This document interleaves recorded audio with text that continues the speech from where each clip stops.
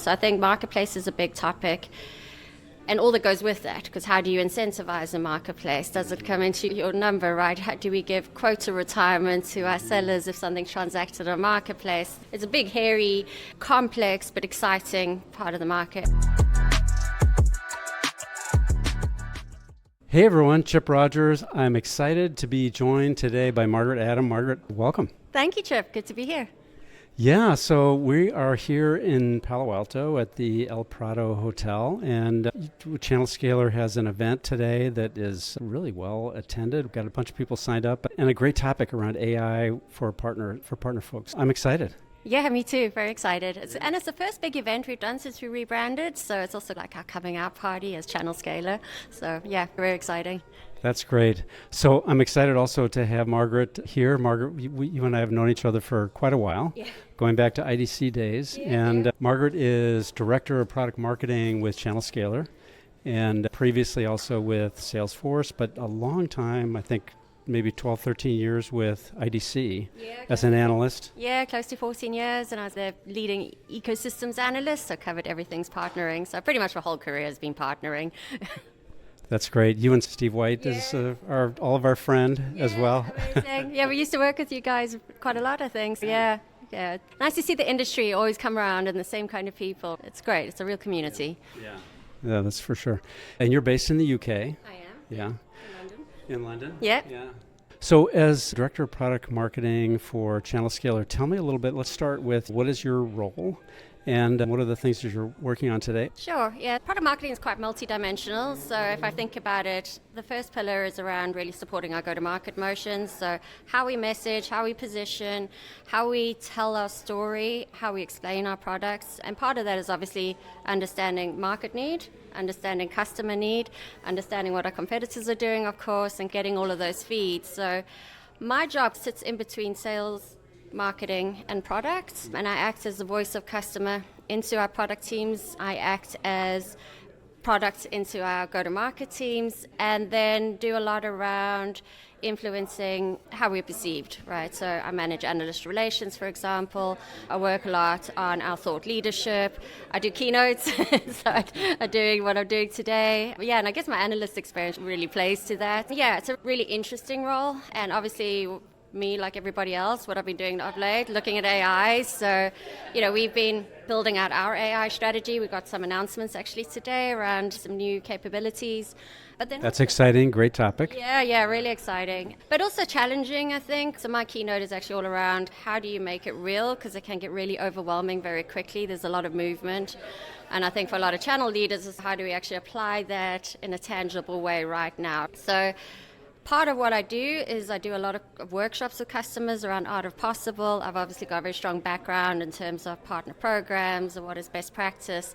So looking at not only how your programs need to evolve, but then also how do you automate that, and where does AI play, and where's AI going to make the most impact. So yeah, it's been a super interesting couple of months, I think. And not only that, we rebranded. So obviously you had a lot of work around refreshing our messaging and positioning, and what is our vision for Channelscaler in the future. I love the name. Thank you. I love it too. Yeah, this is what we do, right? We help companies scale the channels. Yeah, exactly. Yeah, no, it's great. That's great. Let's start with your keynote. Let's talk about AI. I love to talk more broadly about industry trends and things like that, but obviously AI is a big one. What are you hearing in the market, and maybe give us a little preview to your keynote this morning. Yeah, great. So it's interesting. When I started prepping for this, I had a pretty clear idea of what I wanted to say. And I went down rabbit hole after rabbit hole of really interesting research, opinions, articles, announcements, right? And I actually realized that should be the core of my keynote, is how do you cut through the noise, right? And really focus on making it very tangible. There's a lot of data that's come out. There was that MIT report, right? 95% of Gen AI pilots failing, not delivering any return of investment within the first 6 months. How do you avoid that? And so I've structured a framework which looks at what does it mean in terms of your partner strategy, your programs, your people, and of course your PRM, but really make it tangible and look at real world examples in terms of what you can do right now.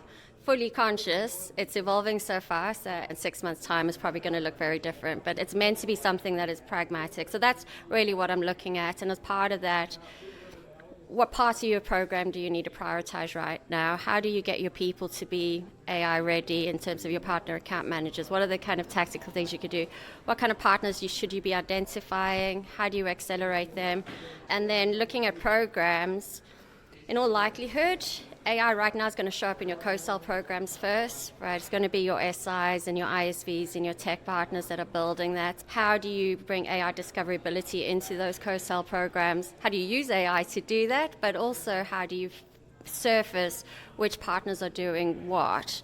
Because they're building out portfolios, right? It's changing very fast, and there's not all of it is discoverable because there's a lot of building internally. It's not necessarily visible. So for vendors, you want to know which partners to go deep with. So it's a lot around how do you bring in discoverability into all of those touch points. So it's really trying to make it very real because there's a lot of talk, but how do you actually apply that in a way that's going to make an impact? Yeah. So that's a great way to frame the conversation because it is very noisy. Yeah. There are a lot of announcements. There's a lot of money coming, just being dumped in. So there's a lot of new product announcements. There are things that are constantly changing. It's changing so fast. It's like, how do you even keep track of what the heck is going on? Something that was really...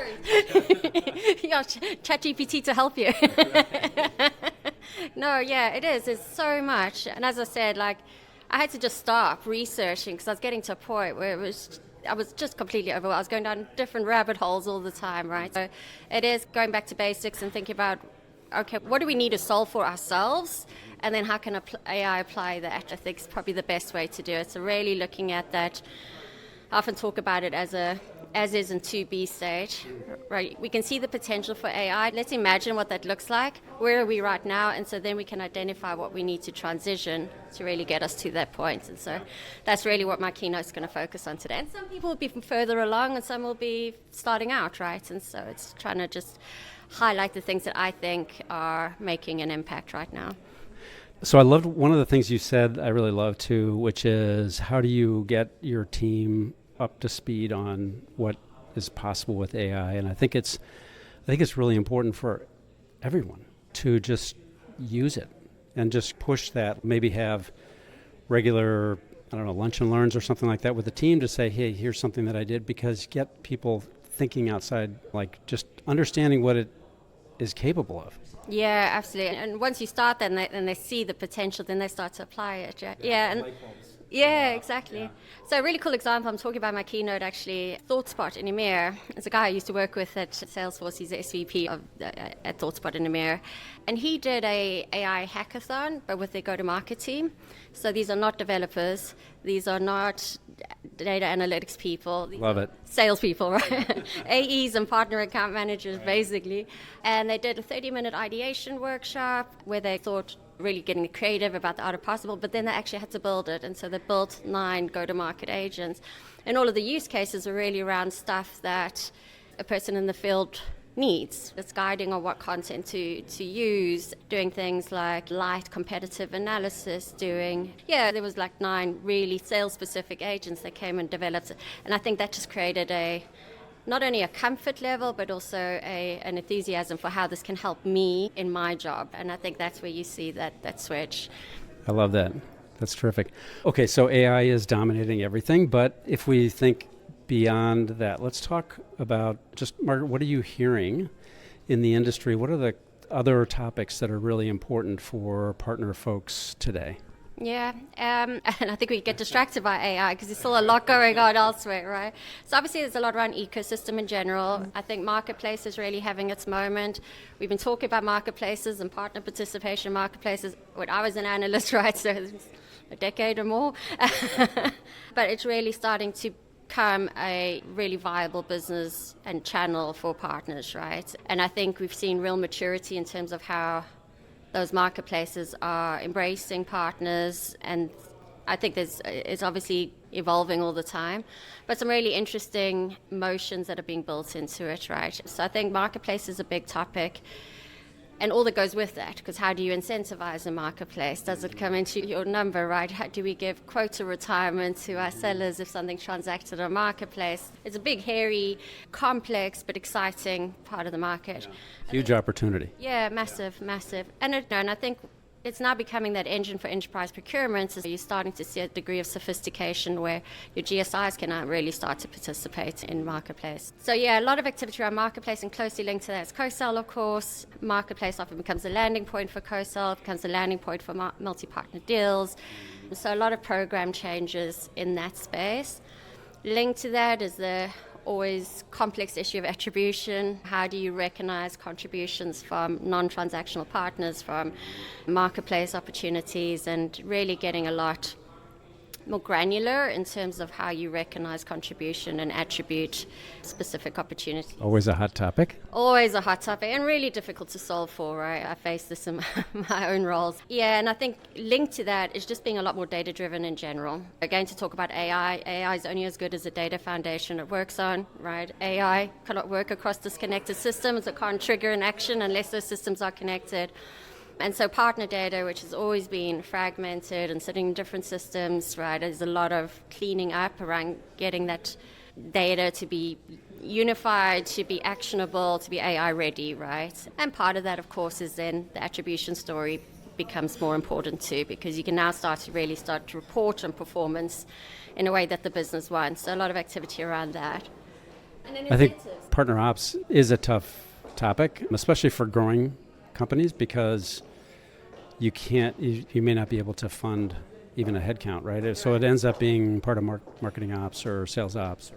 Oh, totally. And it's so much more complex, actually. If you're dealing with third parties, even in we've got some very large customers, even then they've got teams that are small, right, tiny, 1 or 2 people. So yeah, partner teams run lean, partner ops run way leaner.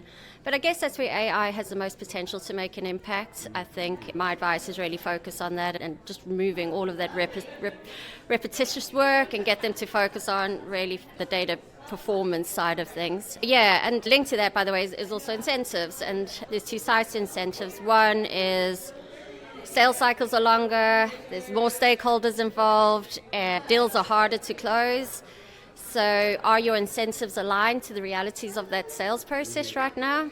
How do you adjust for the realities of the market? And then obviously on the execution of those incentives, right? And again, that becomes a data story. How do you make it Measurement and more measurable and be able to show the impacts that's linked to those incentives? So that's been another big area and something that comes up in our conversations. But yeah, if I had to narrow it down, a lot of it is around data and performance and showing impact, as you'd imagine, in the current climate. Yeah. Wow. So a lot of challenges. Yeah. But we're seeing good things happen. We're seeing progress. I've been around the channel over my whole career now, a long time. And you're actually starting to see a degree. I think technology and PRM has really helped to enable that, right? We're starting to be able to automate a lot more and get a lot better at that reporting. It's still not there yet. Margaret, I'm curious about your sort of career progression. So long time as an analyst, and you're giving advice, right? You have to understand the market and then talk about what's happening. You're hearing a lot and then feeding a lot back to clients. Now since Salesforce, right? You're operating, right? Yeah, actually doing it, not just advising. It's way harder. Don't tell the analyst. So tell me about that. Yeah, no, it's interesting. So I started out a vendor in a partner-facing role. Then I was funded headcounts at distributors, and I then actually worked in partners. So I had a life pre-IDC as well. Yeah. So I worked in an SI, and that's what moved me into the analyst world because of my services experience. And then I was an analyst for 14 years, and a very interesting time in the industry because obviously there was the emergence of cloud. I think one of the first big projects I did as an analyst was how do we define the cloud? What is it? What isn't it? Yeah, it was really interesting. And then there was a huge transformation, of course, associated with cloud, and particularly for partners moving into that recurring revenue model and so on. I got really interested in that and that transformation piece. And then it was digital transformation, right? And that again required a massive transformation in the channel. And what does this mean? And that's where I think, and you know very well, that the ecosystem, you started to understand kind of these platform-based businesses and how they made money out of ecosystem. It became really super interesting. So it was ecosystem that got me out of analyst world into a real hands-on job, right? Not that of course, Salesforce, huge ecosystem. Massive ecosystem, and my role there was really I sat in partner marketing, but it was more of a go-to-market role because it was really focused in specific industries, identifying really specific use cases, understanding the tech stack that would support those use cases.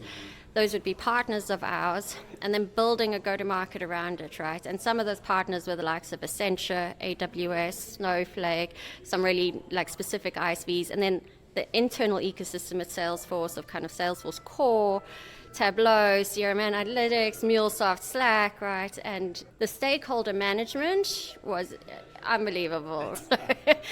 just around, and so you get empathy for what customers try to do, right? But and really building out that go-to-market. So it was super hard, but it was really interesting. And yeah, again, we get how impactful ecosystem can be, but actually executing it does require new approaches and new thinking. Yeah, I love that. So talk a little bit, you mentioned that you have some announcements today. Maybe this won't be published until after your keynote, so maybe you could share a little bit. Yeah, absolutely. So I think at the highest level, those who aren't familiar with us, Channelscaler is obviously a new brand. It was merged, it was created out of the formation of Allbound and Channel Mechanics. So we merged about a year ago, I think officially. Yeah. And so as part of that, obviously, we had competing products. So we've been working very hard to unify the platform, to create a consistent experience. We are showing that new platform today. It's not necessarily a new platform, but it's an evolution and kind of creating a consistent experience for Allbound and Channel Mechanics customers. At the same time, obviously, it's an opportunity to modernize, right? And so we do have, as you pointed out, we've got some AI announcements. We've got a deal reg agent. We've got MDF concierge service that are live in market, real, not vaporware. Yeah, exactly. So we're talking a little bit around those innovations and sharing a bit in terms of our roadmap, obviously. And yeah, I think that's enough. I think that's quite exciting. So it is. As I said, this is the first time we're coming together. We've also got a new CEO. So Brian will be here and will obviously be given an opportunity to meet with a lot of our customers and partners. Yeah, I understand Kenneth is taking the CTO role as the product and technology leader. Kenneth is awesome. Exactly. It's amazing, and now we can really focus on that. It's a super exciting time for him to be bringing that innovation into it. Obviously with AI, it's just so really happy. So he's found a CTO, and then we've got Brian, a CEO, who's here today as well. That's fantastic. Margaret, this has been terrific. Really appreciate you taking some time and sharing your thoughts about the market, the industry, and about Channelscaler as well. No, thank you. And thank you for coming. I follow you. I really appreciate all that you do to feed insight back into the community. So I really appreciate you coming here today as well and taking the time to talk to me. Yeah, it's fantastic. So thank you, Margaret, and thank you all for joining. And we will see you again next time. Thanks, everybody. Thank you.